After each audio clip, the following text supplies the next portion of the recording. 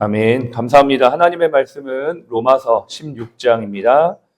262페이지, 신약성경 262페이지, 로마서 16장 16절부터 20절까지 보겠습니다.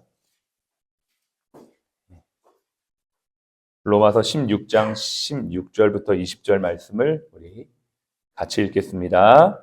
너희가 거룩하게 입맞춤으로 서로 문안하라. 그리스도의 모든 교회가 다 너희에게 문안하느니라.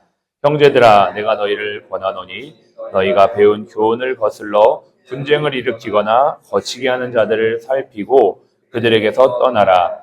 이 같은 자들은 우리 주 그리스도를 섬기지 아니하고 다만 자기들의 배만 섬기나니 교활한 말과 아첨한 말로 순진한 자들의 마음을 미혹하느니라. 너희의 순종함이 모든 사람에게 들리는지라. 그러므로 내가 너희로 말미암아 기뻐하노니 너희가 선한 데 지혜롭고 악한 데 미련하기를 원하노라. 평강의 하나님께서 속히 사탄을 너희 발 아래 상하게 하시리라. 우리 주 예수의 은혜가 너희에게 있을지어다. 아멘. 할렐루야. 오늘은 6월 12일 월요일 강해 예배를 드립니다. 마지막 시간이 됩니다. 드디어. 아쉽긴 해요. 로마서가 마지막 시간인데요. 오늘은 그리스도 안에서 아름다운 이름으로 기억되게 하소서라는 제목으로 함께 말씀을 나누겠습니다. 우리 오늘 또 월요일이니까요. 한번 인사하고 시작하겠습니다. 우리 사랑합니다로 인사합시다. 사랑합니다. 사랑합니다. 사랑합니다. 네. 몇 달 전에 아는 집사님이 자신의 조카를 저에게 인사시켜 주었어요. 그 조카는 일본에서 음악을 공부하는 청년이었는데 처음 만난 청년이었는데 아주 말이 잘 통했습니다. 나이가 20살입니다. 그런데도 말이 너무 잘 통하는 거예요. 그래서 참 처음 만났는데 왜 이렇게 말이 잘 통하는가 봤더니 같은 믿음 안에서 같은 비전 안에서 있었기 때문임을 알게 되었습니다. 그 청년이 음악을 전공하는 이유가 그리스도를 잘 전하기 위해서 음악을 전공하고 그렇게 하기 위해 일본에서 공부하고 있고 또 일본에서 열심히 학비를 벌기 위해 아르바이트를 하면서도 아르바이트에 함께 있는 일본인들에게 모범된 삶의 모습으로 복음을 증거하고자 열심히 노력하는 그 모습과 그 이야기를 듣는데 참 마음에 감동이 되었습니다. 한 6개월을 아르바이트를 일본 사람들을 그 운영하는 업체에서 하는데 일본 사람들 같은 또래 청년이 묻더래요. 너는 왜 이렇게 얼굴이 밝고 또 항상 매사에 긍정적이냐 이렇게 역으로 일본 사람들이 물어보길래 자기가 내 안에는 예수님이 있다 이렇게 복음을 전하면서 이렇게 잠깐 복음을 얘기했더니 그 사람이 이렇게 얘기하더래요. 나도 너같이 교회 가고 싶다 이렇게 얘기를 하더라는 거예요. 일본 사람이. 그러니까 이 청년의 그 선한 영향력과 어떤 그 밝은 모습, 열심히 살아가는 그 모습이 복음의 빛이 되어서 이렇게 흘러 넘치고 있다라는 그 간증을 듣는데 너무나 반갑더라고요. 그래서 짧은 시간이었지만 제가 그 청년 위해서 기도해주고 축복해주고 응원하자. 그리고 비록 떨어져 있지만 계속 기도하겠다. 이런 대화를 나눴던 기억이 있습니다. 성경에서는 나이나 신분을 넘어 믿음 안에서 아름다운 동역과 교제를 이루어가는 사람들의 이야기가 정말 많이 나오죠. 대표적인 케이스가 바로 다윗과 요나단입니다. 다윗이 앞에 나오기 때문에 다윗은 나이가 많다라고 생각하지만 그렇지 않습니다. 요나단이 나이가 훨씬 많습니다. 거의 한 15세에서 20세 가까이 많다. 나이 차이가 그렇게 많이 있음에도 불구하고 그들은 그리스도 안에서 아름다운 동역을 이루었고 심지어 요나단은 다윗을 위해 자신의 생명까지도 바칠 만큼 다윗을 그렇게 사랑했던 관계를 성경은 우리에게 말해주고 있어요. 우리가 읽었던 이 16장 거의 끝절이죠. 16절부터 20절까지 읽었는데 그 앞에 1절부터 15절까지는 그리스도 안에서 바울과 아름다운 동력 관계를 맺었던 사람들의 면면들이 소개가 되고 있습니다. 먼저 그러한 내용들을 이렇게 우리가 함께 보면서 저는 그러한 소망이 있어요. 우리도 그리스도 안에서 이곳에 있는 믿음의 동력자들이 남녀, 노소, 빈부와 신분을 뛰어넘는 동력을 이룰 수 있는 사랑 플러스 일터가 되었으면 참 좋겠다. 그래서 이곳에서 함께 동역하는 사람들의 이름이 주님 안에서 아름다운 이름으로 기억될 수 있으면 너무나 좋겠다. 그런 소망을 가지고 함께 말씀을 나눕니다. 1절을 보겠습니다. 1절 같이 읽어보겠습니다. 내가 겐그라 교회의 일꾼으로 있는 우리 자매 베베를 너희에게 추천하노니. 겐그레아 교회의 일꾼이라고 표현되어 있는 이 베베라는 자매는요, 일꾼이라고 표현되어 있지만 이것은 헬라어 원어상에서는 집사라는 직분자를 의미합니다. 단순한 어떤 일을 하는 사람이 아니라 교회의 직분을 받고 있는 임명자, 직분자라는 것이죠. 이 짧은 구절이지만 우리는 여기에서 참 많은 걸 보게 됩니다. 첫 번째, 바울이 자신과 동역했던 아름다운 이름 첫 번째 이름으로 등장하는 사람이 바로 여성이고 또 그 여성이 바로 베베다라는 것입니다. 그 당시에는 남자 중심의 사회였는데 그럼에도 불구하고 여성이 먼저 소개되고 있다는 것은 엄청 탁월한 복음의 사역자로 증명되어졌다라는 것을 우리는 간접적으로 알 수가 있는 것이죠. 실제로 교회 안에서는 물론 남자분들도 훌륭한 분들이 많지만 여성분들의 헌신과 수고가 정말 도드라지게 많이 있습니다. 빌립보 교회를 세웠던 분도 처음에 그 여자죠. 그 모든 어떤 사역의 현장에 보면은 예수님의 끝자리까지 있었던 자들도 여인들이었습니다. 여인들의 이런 수고와 섬김들은 참 아름답게 기록되어 있는데 여기에서도 1절에 이렇게 소개가 되고 있는 것입니다. 특별히 2절에 보면 이렇게 부차적으로 소개하고 있어요. 너희는 주 안에서 성도들의 합당한 예절로 그를 영접하고 무엇이든지 그에게 소용되는 바를 도와줄지니 이는 그가 여러 사람과 나의 보호자가 되었다라고 했어요. 이 베베의 섬김의 특별한 특징이 무엇이냐면 보호자입니다. 바울과 많은 지체들의 보호자인데 특별히 이것을 연구해 보면 재정적인 서포터가 되었던 것을 말하는 것입니다. 재정적으로 많은 지원을 누가 했어요? 베베라는 이 여 집사님이 했던 것을 볼 수가 있습니다. 그리고 이 섬김과 수고를 감당했던 베베에게 합당하게 대우해 줄 것을 부탁하고 있는 것입니다. 이것은 우리에게도 좋은 본이 되어지고 있습니다. 공동체에 큰 도움과 섬김을 베푼 사람들을 인정하고 합당하게 대우해 주는 것은 참으로 아름다운 모습이 아닐 수가 없습니다. 우리 병원도 병원에서 이렇게 베베 자매와 같은 열심으로 수고하고 섬기는 분들을 잘 세워드리고 또 잘 대우하는 아름다운 문화가 개성되어지기를 간절히 바랍니다. 두 번째 3절에 보니까요. 브리스가와 아굴라 부부가 소개가 되고 있습니다. 이분들은 특별히 바울과 같은 업을 했던 자들이었습니다. 바울은 복음을 전하기 위해서 자비량 사역을 했는데 그 자비량의 직업이 뭐였냐면 텐트 메이커였습니다. 텐트를 만드는 일이었습니다. 그 일을 브리스가와 아굴라 부부가 함께 했던 것이죠. 특별한 관계가 이들에게 형성이 될 수 있었던 이유는 이들의 목적이 같았기 때문입니다. 목적이 뭐냐? 바로 복음 전도였습니다. 복음 전도를 위한 수단이 또한 같았죠. 수단이 뭐냐? 바로 텐트 메이커였던 것입니다. 그러니까는 단순히 돈을 벌기 위해 만남이 아니라는 것입니다. 사명을 성취하기 위해 만났는데 그 사명을 같은 방식으로 성취하는 동역자였던 거죠.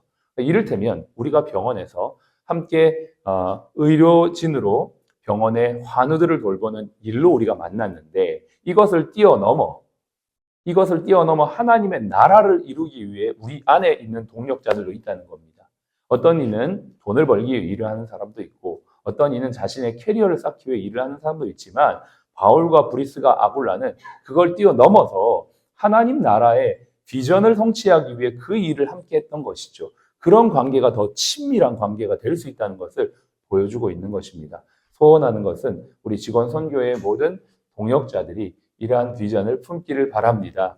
우리는 일을 하기 위해 처음에 여기에 왔어요. 그렇게 모였습니다. 그러나 이것을 넘어서는 하나님의 비전 안에서 우리가 일을 한다면 같은 업을 같은 비전을 향해 하고 있기 때문에 더욱더 아름다운 동역의 관계가 이루어질 수 있다는 것입니다. 우리의 관계도 이렇게 되기를 바랍니다. 5절에는요, 에베네도라고 하는 사람이 소개가 되고 있습니다.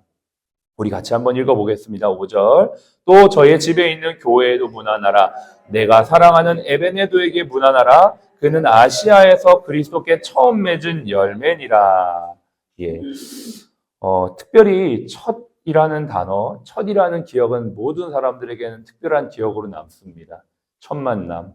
첫 열매, 첫사랑, 첫 번째 사역지, 이러한 어떤 첫이라고 하는 것은 이미지, 그건 참 각인이 되는데요. 오늘 이 바울은 아시아에서 맺은 첫 번째 열매였던 에베네도에게 문안하라 이렇게 말하고 있습니다. 아시아에서 처음으로 복음을 전해서 아마 열매 맺은 사람이었던 것 같아요. 그 사람을 지금 회상하면서 이름을 부르고 있는 이유가 뭘까 생각해 보면 아마 바울은 그 첫 마음에 대한 기억을 잊고 싶지 않았던 것 같아요. 내가 그 사람을 기억하면서 내가 이 열매를 맺을 때의 감격, 이 감격으로 내가 어디를 가든지 또 사역하고 싶고 너희들도, 여러분들도 그런 마음을 잊지 않았으면 좋겠다라는 마음을 아마 바울은 이 에베네도라는 사람을 소개하면서 나누고 있지 않는가 생각을 해보게 됩니다. 병원장님께서 앞에서 사회를 잠시 보시면서도 의료진들처럼 매일 똑같은 일을 반복해서 하는 사람들도 참 없을 거다 이런 얘기를 하는 것은 또 다른 말로 보면 우리는 참 매너리즘에 쉽게 빠질 수 있는 일을 하고 있다라는 말로도 해석할 수가 있습니다. 그러나 오늘 성경은 우리에게 말합니다. 첫 마음, 초심을 잃지 않는 것에 대해서 우리에게 또 도전을 하고 있는 것이죠. 저와 여러분들이 처음 이곳에 왔을 때 일할 때 그 마음을 한번 생각해 보시기를 바랍니다. 우리가 때로는 매너리즘이 느껴질 수도 있고 지칠 수도 있지만 그 마음, 그 생각, 내가 처음으로 의사가 되었을 때, 내가 처음으로 간호사가 되었을 때, 내가 처음으로 목사가 되었을 때 그 심정을 우리가 잊지 않는다면 우리는 오늘도 더 주 안에서 힘차게 살아갈 수 있게 될 줄로 믿습니다. 자, 여러분들이 그러한 은혜가 있기를 바라고요. 7절과 11절에는 바울의 친척이 소개가 되고 있습니다. 우리 7절 제가 읽겠습니다. 내 친척이요 나와 함께 갇혔던 안드로니고와 유니아에게 문안하라. 그들은 사도들에게 존중이 여겨지고 또한 나보다 먼저 그리스도 안에 있는 자라. 11절 내 친척 헤로디온에게 문안하라. 나기수의 가족 중 주 안에 있는 자에게도 문안하라. 이렇게 돼 있죠. 그러니까 7절과 11절에 보면 바울의 친족, 혈족의 소개가 되고 있는 것을 볼 수가 있습니다. 우리는 여기에서 이것을 보게 되는 것이죠.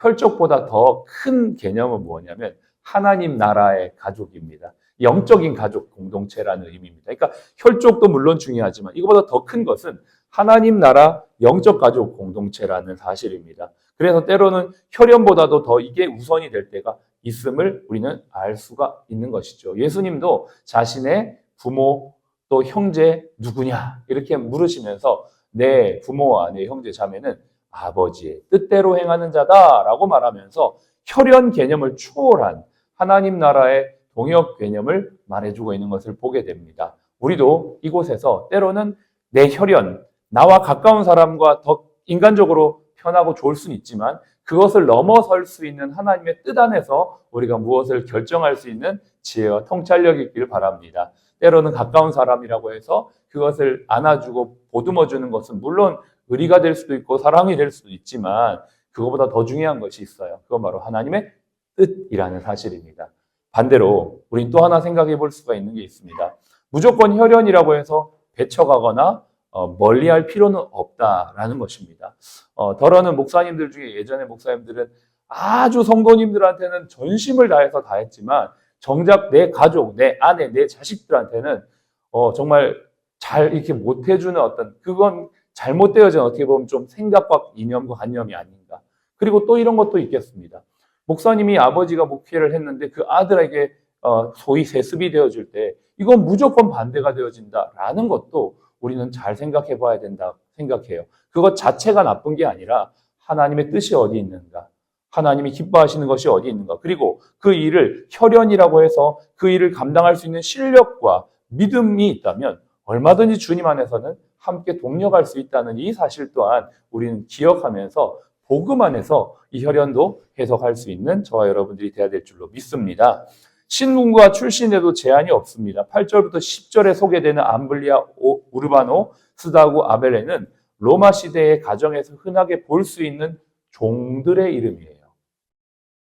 그리스도의 공동체에는 신분도 제약이 없다는 것을 알 수가 있습니다. 뿐만 아니라 12절에 버시라고 소개되어지고 있는 이 여인은 페르시아 여인이란 뜻이에요. 이름 자체가 페르시안 여인이란 뜻입니다. 그러니까는 민족과 또 종족도 그리스도 안에서는 크게 문제가 되지 않는다는 것을 알 수가 있습니다.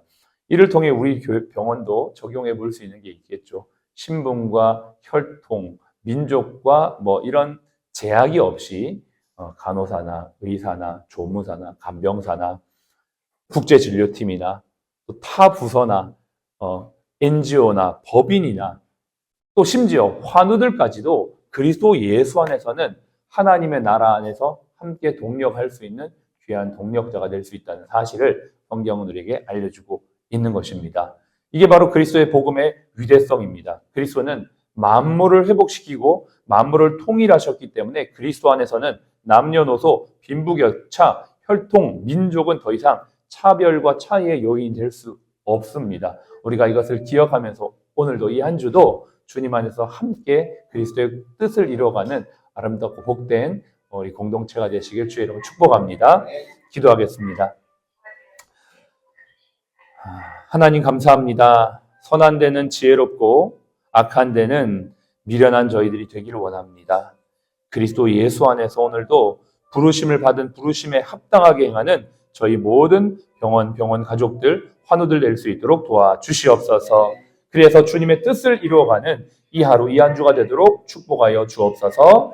지금은 우리의 생명이요 부활이신 예수 그리스도의 은혜와 아버지 하나님의 극진하신 사랑하심과 성령님의 대주교통 충만 인도하심이 오늘도 그리스도 안에서 아름다운 이름으로 기억되기 원하는 우리 모든 사랑 플러스 가족 머리 위에 지금부터 영원토록 함께 하시기를 예수님의 이름으로 축복하며 기도합니다. 아멘.